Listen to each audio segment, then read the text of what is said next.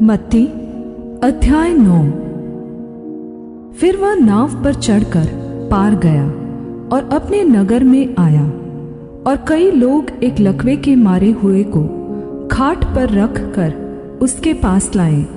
यीशु ने उनका विश्वास देखकर उस लकवे के मारे हुए से कहा, हे पुत्र, धैर्य रख, तेरे पाप क्षमा हुए। और कई शास्त्रियों ने सोचा, यह तो परमेश्वर की निंदा करता है। यीशु ने उनके मन की बातें जानकर कहा, तुम लोग अपने अपने मन में बुरा विचार क्यों कर रहे हो? सहज क्या है, यह कहना तेरे पाप क्षमा हुए, या यह कहना उठ और चल फिर? परंतु इसलिए कि तुम जान लो कि मनुष्य के पुत्र को पृथ्वी पर पाप क्षमा करने का अधिकार है। उसने लकवे के मारे हुए से कहा, उठ, अपनी खाट उठा और अपने घर चला जा। वह उठकर अपने घर चला गया। लोग यह देखकर डर गए और परमेश्वर की महिमा करने लगे, जिसने मनुष्यों को ऐसा अधिकार दिया है। वहां से आगे बढ़कर यीशु ने मत्ती नामक एक मनुष्य को चुंगी की चौकी पर बैठे देखा और उससे कहा, मेरे पीछे हो ले।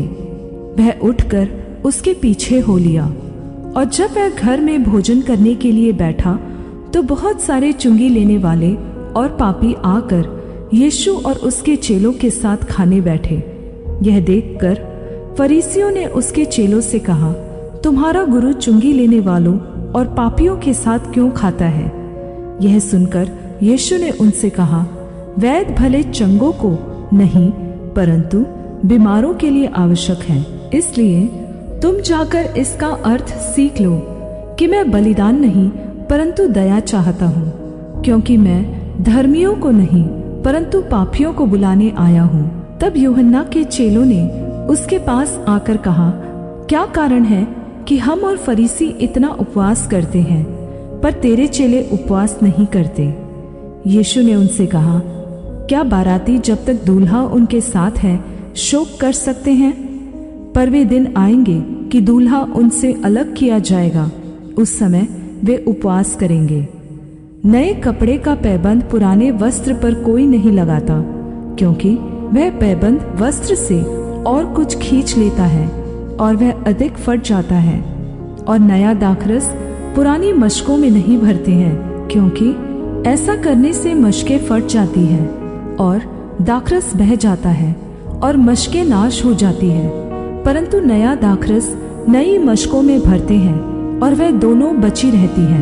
वह उनसे ये बातें कह ही रहा था कि एक सरदार ने आकर उसे प्रणाम किया और कहा, मेरी पुत्री अभी मरी है, परंतु चलकर अपना हाथ उस पर रख तो वह जीवित हो जाएगी।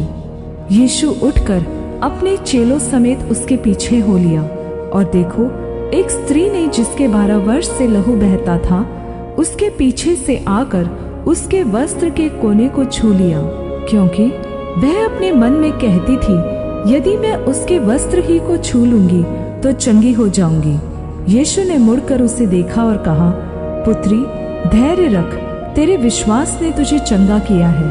अतः वह स्त्री उसी समय चंगी हो गई। जब यीशु उस सरदार के घर में पहुंचा और बांसुरी बजाने वालों और भीड़ को हुल्लड़ मचाते देखा, तब कहा, हट जाओ, लड़की मरी नहीं पर सोती है। इस पर वे उसकी हंसी उड़ाने लगे। परंतु जब भीड़ निकाल दी गई तो उसने भीतर जाकर लड़की का हाथ पकड़ा और वह जी उठी। और इस बात की चर्चा उस सारे देश में फैल गई। जब यीशु वहां से आगे बढ़ा तो 2 अंधे उसके पीछे यह पुकारते हुए चले, हे दाऊद की संतान, हम पर दया कर। जब वह घर में पहुंचा तो वे अंधे उसके पास आए और यीशु ने उनसे कहा, क्या तुम्हें विश्वास है कि मैं यह कर सकता हूँ? उन्होंने उससे कहा, हाँ प्रभु। तब उसने उनकी आंखें छू कर कहा, तुम्हारे विश्वास के अनुसार तुम्हारे लिए हो। और उनकी आंखें खुल गई और यीशु ने उन्हें सख्ती के साथ सचेत किया और कहा, सावधान, कोई इस बात को न जाने। पर उन्होंने निकलकर सारे क्षेत्र में उसका यश फैला दिया। जब वे बाहर जा रहे थे तब लोग एक गूंगे को जिसमें दुष्टात्मा थी उसके पास लाए, और जब दुष्टात्मा निकाल दी गई तो गूंगा बोलने लगा और भीड़ ने अचंबा करके कहा, इज़राइल में ऐसा कभी नहीं देखा गया। परंतु फरीसियों ने कहा, यह तो दुष्टात्माओं के सरदार की सहायता से दुष्टात्माओं को निकालता है। और यीशु सब नगरों और गांवों में फिरता रहा और उनके आराधनालयों में उपदेश करता और राज्य का सुसमाचार प्रचार करता और हर प्रकार की बीमारी और दुर्बलता को दूर करता रहा। जब उसने भीड़ को देखा तो उसको लोगों पर तरस आया, क्योंकि वे उन भेड़ों के समान जिनका कोई चरवाहा न हो, व्याकुल और भटके हुए से थे। तब उसने अपने चेलों से कहा, फसल तो बहुत है पर मजदूर थोड़े हैं, इसलिए फसल के स्वामी से विनती करो कि वह अपने खेत में काम करने के लिए मजदूर भेज दे।